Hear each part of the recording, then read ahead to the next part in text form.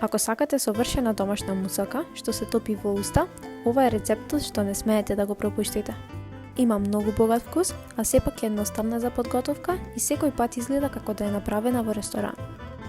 За почеток, црниот патлиџан, тиквичките и компирите ги сечам на тенки парчиња и ги ставам во режна да се печат додека не станат меки и малку златни од озгора.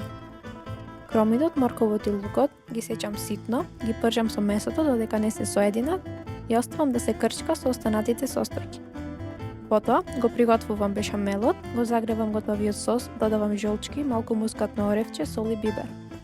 Редам по еден слој од компирите, црниот патлиџан и тиквичката во плехот, па го ставам меленото месо измешано со неколку лажици бешамел во него. Па повторувам со компири, црн патлиџан и тиквички од озгора. Остатокот од бешамелот оди од озгора и се пече додека мусаката не добие златна боја.